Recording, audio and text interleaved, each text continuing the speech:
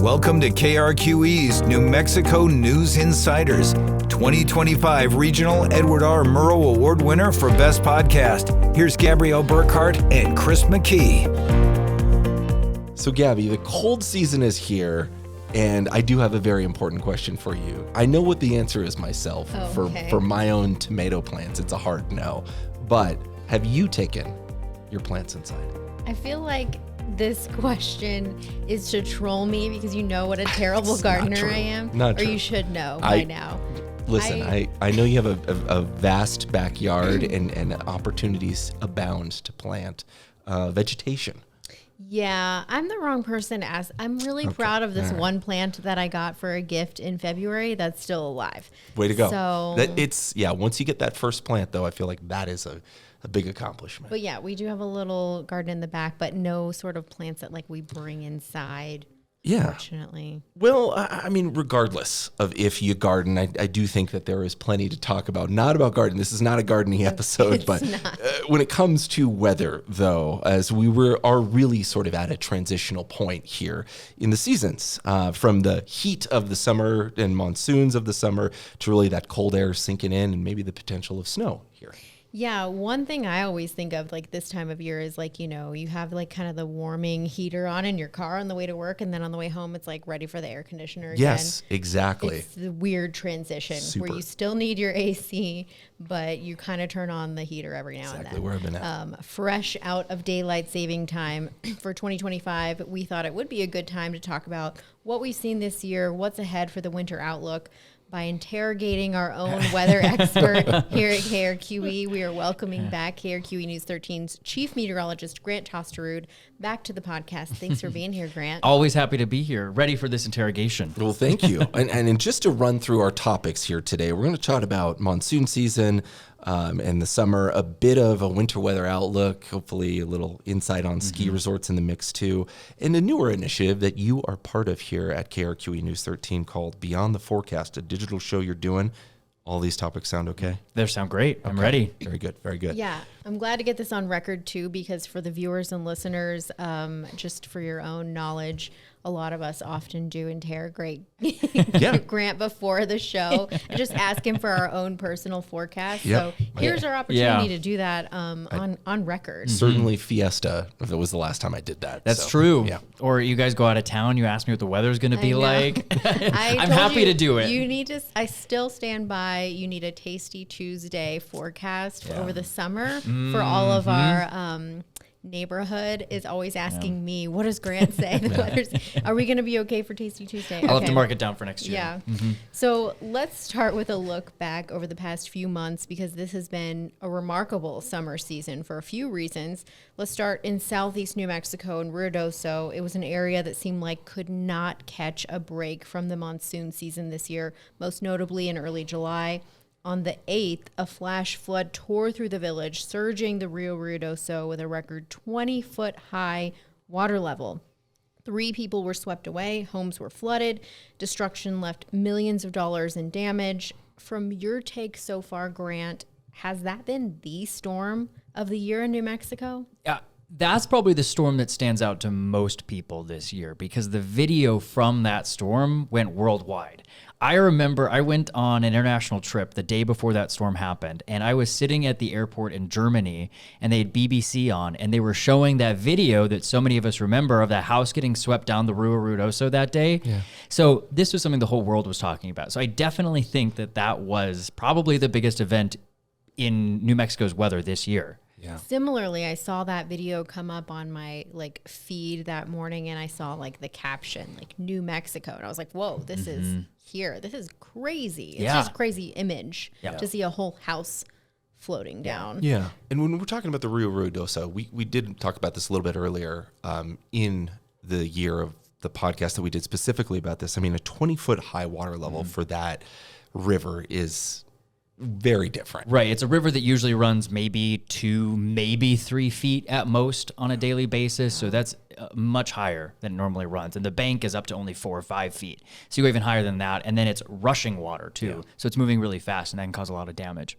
Yeah. And the damage that was left there, I mean, just a short recap, How quickly did this come on for folks in Ruidoso? Within minutes, within 5 minutes, the river rose out of its bank, and within 10 minutes, it was up to that 20-foot crest. So, I mean, this is the definition of flash flooding. You get the rainfall over the burn scar area. That was a big reason why we had such severe flash flooding, is because this was the second year of the burn scar down there. And then we had abundant monsoon moisture in place. And they're really just kind of in the perfect storm of combinations. You have the mountain location, which is where a lot of the thunderstorms typically develop first during the monsoon season, because you get the uneven heating over the mountains, the natural source of lift that causes the air to rise. When you have moisture in the atmosphere, that can produce showers and thunderstorms. So they're in a mountainous locations where the thunderstorms first develop. And then, of course, these burn scars happen over the mountains because that's where a majority of the trees are here in New Mexico and the forests are. So you get those thunderstorms develop over those burn scar areas, over steep terrain too, or over still a very burnt burn scar area too, where the water doesn't get a chance to soak into the ground, so it runs off very quickly and creates those conditions like what we saw for the second year in a row too. Yeah. Wow, yeah, scary. Talk to us about some of the other big storms and other big weather events that we've seen in our state just this year. Yeah, I was going back over that, doing a little bit of research ahead of this, and I almost forgot how wild a year of weather we had here in New Mexico. In January, it started out, we had really cold weather in January. It was our coldest month of the entire winter. And then we even had thunder snow up in the mountains. And then here at Albuquerque, I don't remember if this, but we had the first ever documented tornado in the month of January anywhere in New Mexico, right here in Albuquerque. And that tornado was out on the West Mesa in the month of January. So that was pretty incredible to see that. Yeah. And then February was pretty quiet. We didn't have a lot of snow. Had a couple wind events, a couple minor snowstorms, but that was about it. And then in March, the windy season started early, and we had some pretty significant blowing dust events. We had some dust storms here in Albuquerque. We had dust storms across southeastern New Mexico, some that limited visibility down to zero, just a couple feet at most.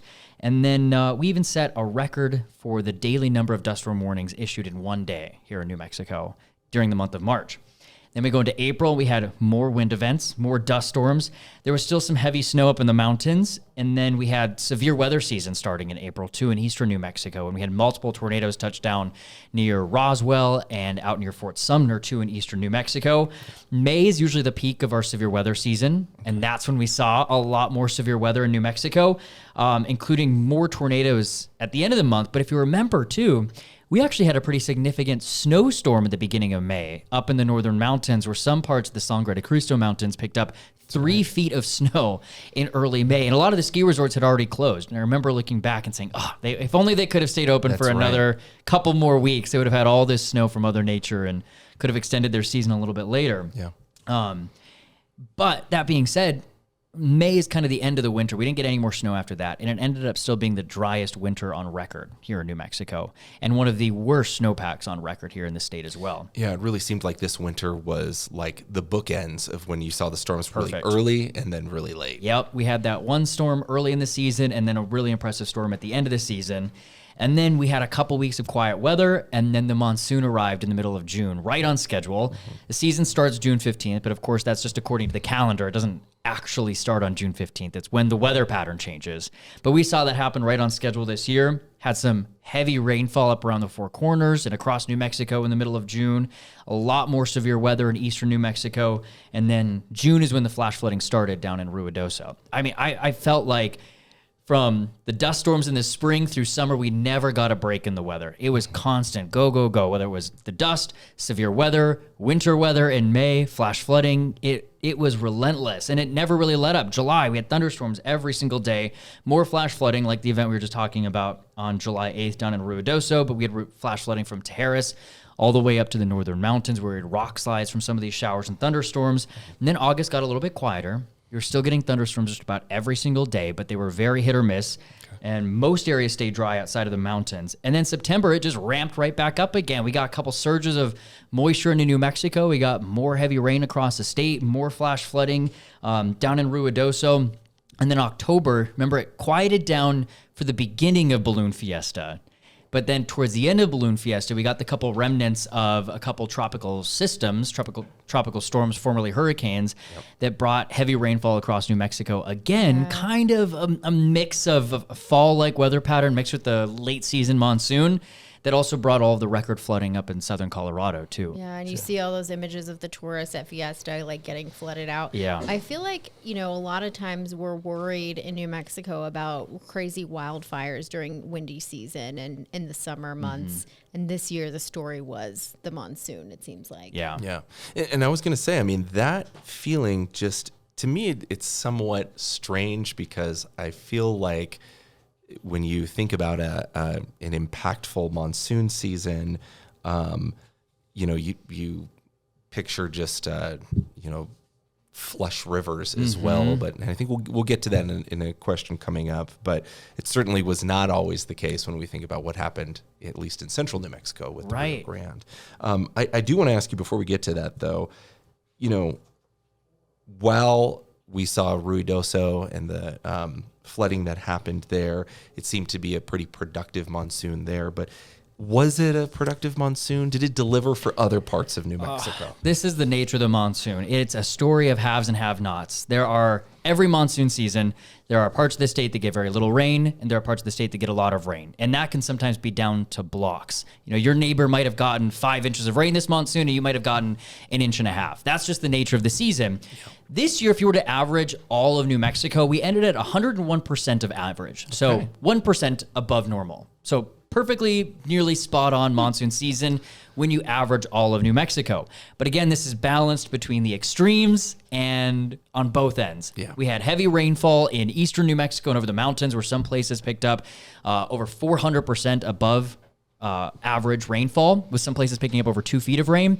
And then you go up to Farmington and they didn't even see 1 inch of rainfall this year, picking up less than half of what they typically see over the course of the entire monsoon season. So all of that averaged out. Turns out to be a pretty normal monsoon season across New Mexico. Haves and have-nots. I like that. I wanted to ask, getting back to that central New Mexico question, I think the images we saw July and August in Albuquerque, parts of the Rio Grande, or really the Rio Grande through central New Mexico running dry, that lasted from about July 15th through the end of August, when we saw sort of a surge in monsoon rain kind of charge the river for some time. Again, how much credit should we give the monsoon season, though, for how dry Albuquerque's stretch of the Rio Grande remained? It's not zero. So the monsoon definitely helps, but you can think of the monsoon more as a Band-Aid for a dry river. But the permanent solution, the cast, the suture, if you will, is the snowpack up in the mountains. In fact, about 75% of the river's water flow comes from melting snowpack up in northern New Mexico and southern Colorado. So that's the biggest impact. Yeah, that's exactly. When you're talking about 3/4 of what's in the river is from snowpack, it makes you realize how much of a impact that is having a productive winter. Exactly. Yeah, so we definitely see some foreshadowing there in the winter for spring months. Right. Talk to us about that. Like, obviously, snowpack is a big contributor to whether or not we see the Rio Grande run dry every year, among other factors. We did a whole episode about that with the Middle Rio Grande Conservancy, if you want to go back and listen, because it's also fascinating to think about how water is diverted and stored here in New Mexico. But from what you can tell, Grant, as we're heading into another winter season, what is the outlook for our upcoming winter? Is it going to be better, worse than last year? Because it does kind of feel like a little warmer November than typically. Yeah, even October was pretty warm for us. I'm a skier. I want snow so badly. We all do, yeah. And so it does pain me a little bit to say this, that I think we're going to get a very similar winter this year to what we had last year. Okay. Conditions are looking very much the same. We're entering another La Nina, which means that sea surface temperatures out into the eastern Pacific are cooler than average. Now, I know that's probably hard for a lot of people to fathom. It's hard for us to grasp sometimes too, because that's thousands of miles away. And you wonder, how do temperatures in the ocean affect our weather here in New Mexico during the winter? Well, when you get those cooler than average temperatures out there, it's usually because you have a stronger trade wind. That's the wind that runs from east to west out near the equator. So that causes upwelling out in the eastern Pacific. Upwelling is you're getting the warmer waters to get pushed farther west, and that draws up some colder waters from below the surface. So that's when La Nina develops, when you have those colder than average sea surface temperatures. But those colder temperatures actually displace the polar jet stream during the winter farther north. So that tends to favor the Pacific Northwest, the northern part of the country, with more active more wet, more snowy weather, and instead leaves us with some drier, warmer weather across the Southwest. Fascinating. Yeah. So, and we're looking at the average, pretty similar to what we saw last year at about this time. It does look like La Nina is going to peak here in early winter. So I'm hoping that maybe once La Nina starts weakening, we can maybe see some more active weather later in the season. But right now it looks like we're probably going to be below average, if not close to average, farther north you go. Yeah. And to timestamp ourselves, we are recording this in early November, but I remember hearing you recently on the set talking about our first freeze hitting Albuquerque. Seemingly that happened roughly on schedule by the end of October, early November. Yeah, and that's a tough one too, because the first freeze around Albuquerque, it depends on your elevation. With areas kind of in the middle section of the city, the Heights, the Sunport, even parts of the west side, having a later freeze than those up into the foothills or along the river. If you're along the river, your first freeze is usually mid to late October, along with the foothills. The rest of Albuquerque, the west side, it's usually the beginning of November.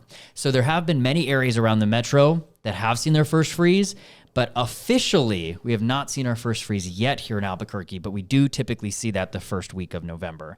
Not expecting that, at least for now. Yeah. Why is that important? Going back to Chris's first question, like, are you already advising people to bring their plants inside, to start winterizing their pipes, that kind of stuff? I wouldn't worry about the winterizing the pipes, at least here in Albuquerque. There are places up in northern New Mexico where we're already been seeing temperatures down into the 20s and teens, 100%.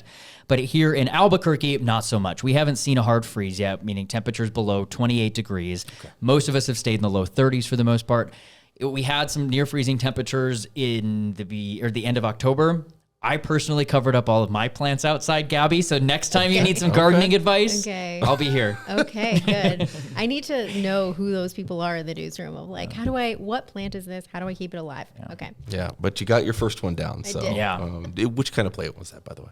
I don't know that. Okay, I knew you were going to okay. ask me that. I don't know the Maybe we'll name. put a I could show picture. you a picture. Yeah, maybe a picture needs to go on the Somebody website. out there really can help pretty.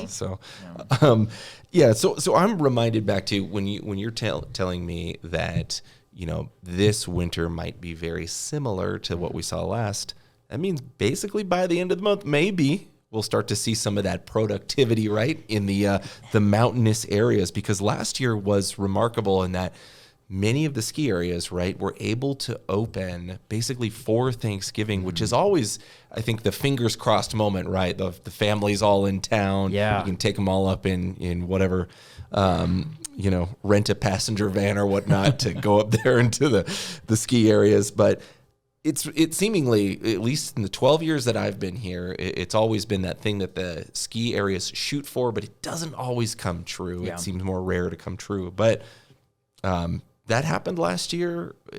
How are these ski areas thinking from what you understand in terms of this year right now? I've seen some of the cameras. They're already busy making snow up there right now. They're getting ready they're getting that base ready. So when we do finally see snow, it'll stick and it'll start to build that base up. Gotcha. That's where they're standing right now. However, I love this time of year. I love looking at the long-term forecast models. I like to call it fantasy land because you're looking so far out, it almost never happens. But I will say this, what I've been watching the last couple of weeks, and so this will be releasing the second week of November. What's looking pretty interesting is it does look like it's going to get a little bit active in the middle of November. We can look at something called the Pacific North American pattern, and then when it changes into a negative phase, that usually means more active weather, especially during the winter for us here in New Mexico. That means you get this big area of low pressure, a big dip in the jet stream across the northwestern part of the United States, and that usually directs the storm pattern down over New Mexico. Gotcha. And that's usually what some of our big first winter weather events are going to be. So I will say it's going to trend slightly negative, meaning more active weather sometime in the middle of November. I expect the mountains at least to get snow, but beyond that, it's too hard to say where else and how much snow we're going to get. Do I think we're going to get a big blockbuster snowfall event like last year that opened the ski resorts up early? Yeah. Unfortunately. We'll be right back with more on New Mexico News Insiders. KRQE News 13 investigations. One of the biggest cons in New Mexico history. How did they get away with it? Well, they had an accomplice. The state of New Mexico. A road rage encounter leads to murder. I miss him every single day. Did the judicial system fail here? New Mexico's families, homes, and lives are left in ashes. There's a level of anxiety. FEMA has been an abject and abysmal failure. Watch anytime on krqe.com or our YouTube channel. Has there been a weather moment in 2025 that's really surprised you? And if so, why? Oh, yes, for sure. In fact, a few of them. First of all, the Ruidoso one, without a doubt, because you got the international exposure from it. We knew what flash flooding was capable of, but to see the images of these houses getting swept down the mountain, that blew my mind away. And I think it even caused a lot of people within the National Weather Service and emergency preparedness to kind of reevaluate how powerful some of these flash floods are. Yeah. So, and how much rain it takes to create these significant flash flood events. So I think that's maybe my number one event. My number two is probably the snowstorm we had in May earlier this year and how much snow they got up in the mountains. I remember sometimes the forecast models would give you crazy amounts of snowfall and they'll be like, oh, we're going to drop 3 feet of snow up into the mountains. And I'm like, yeah, right. May, yeah. Sure. And then it happened, you know? So that blew me away too. And it was amazing to get that much snow late in the season. We thought it would help with the river. We thought it would help with the drought. But the bad part about having snowfall that late in the season is that it gets warm very quickly. The sun is at a high angle. It melts quickly too. So it didn't get a chance to soak into the ground. Instead, it ran off and even brought snow melt burn scar flash flooding up into the Sangre de Cristo Mountains, which is something I had never heard of before this event too. Yeah.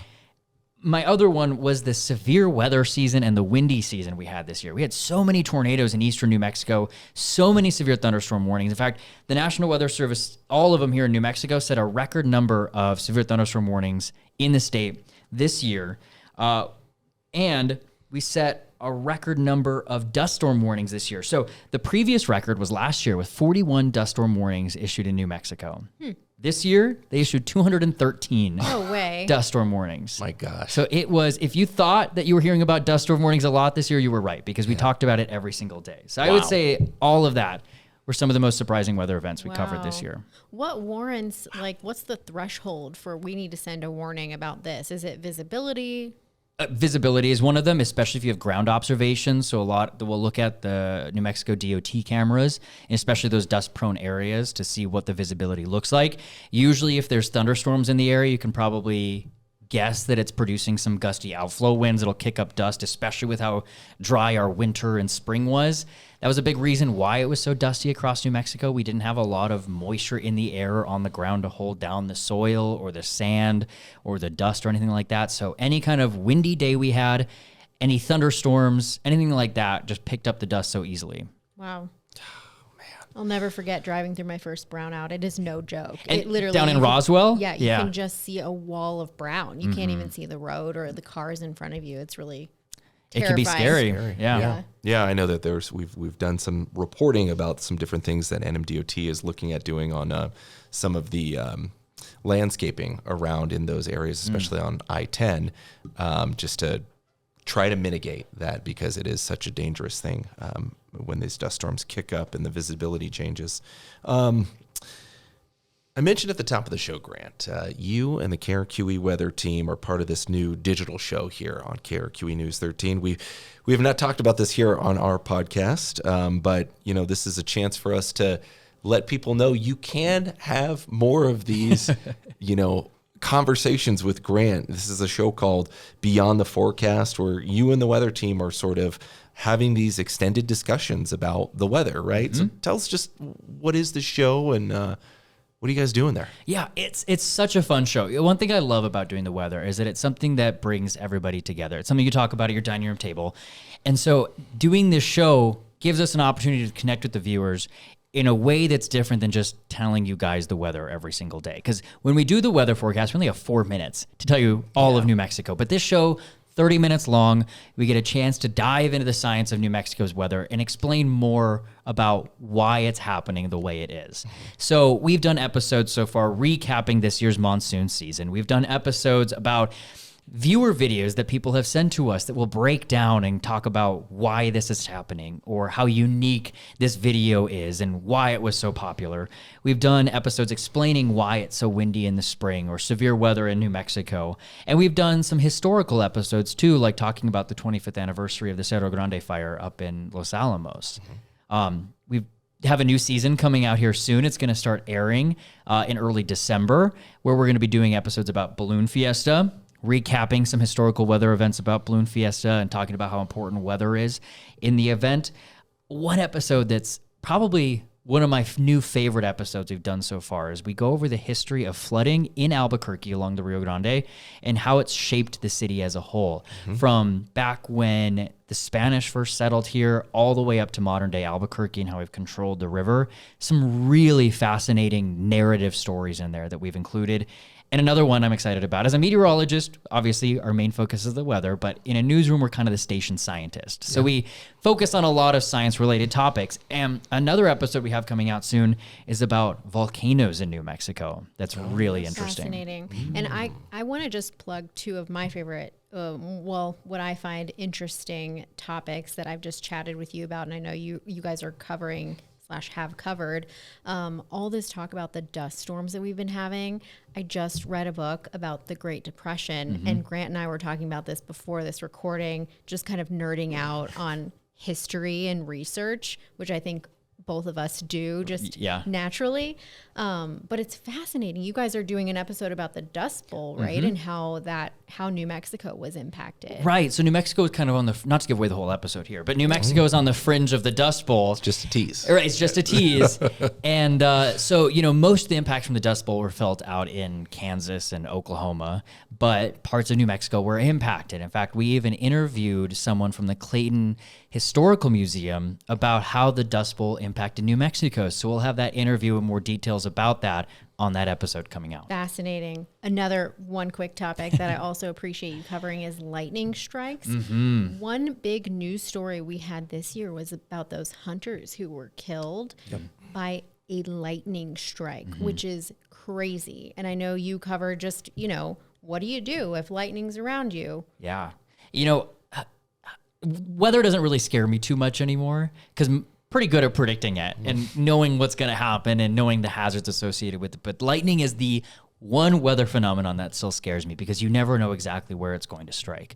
And in that episode, we talked about how being outside can impact your chance of getting struck by lightning, sometimes even being indoors, and what are some of the proper safety tips to take, like getting indoors if you hear thunder and staying inside until that thunderstorm is gone. Yeah, but real quick, if you are in nature and there is lightning storm, don't stand under a big tree. Don't stand under a big tree. Get into your car because in your car you're insulated from a lightning strike as well, and then just wait till the thunderstorm passes. I think the number one thing too is just be aware, be weather aware. Know if it's going to be storming in your area or not. Yeah. Okay. Yeah. Where can people watch your show when you're getting into all these topics? For sure. So you can find Beyond the Forecast right now streaming on the Kirky Now app. All of season 1 is there. Season 2 is going to start airing during the first week of December.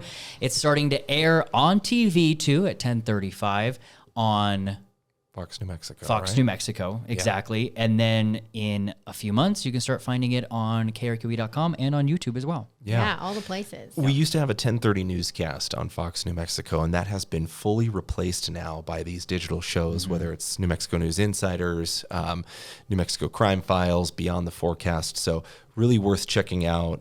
Just even that 10:35 slot, I would say Monday through Friday, there's always new versions of just news more programming. Original programming. Exactly. Grant, anything else you want to share with us? I understand a little something coming as well. Yes, winter weather special, right? The winter weather special. We've touched a little bit on what the forecast is expected to be this winter. I didn't want to give away too much because the winter weather special will be airing starting Thanksgiving weekend. Okay. And you can check it out on KRQE. We're going to go into more of the science of what we think is going to happen this winter, some of the climate factors that are playing a role in this winter's forecast as well, from, again, El Nino, La Nina, sea surface temperatures out in the Pacific. All of that can impact New Mexico, and we're going to break it all down in that episode. Love to hear it. Yeah. Grant, we always appreciate you letting us interrogate you. Yeah. Always happy to do it. It is a strong word, but I feel like it's very appropriate in interrogation. I love talking about the weather. We appreciate it. Thank you.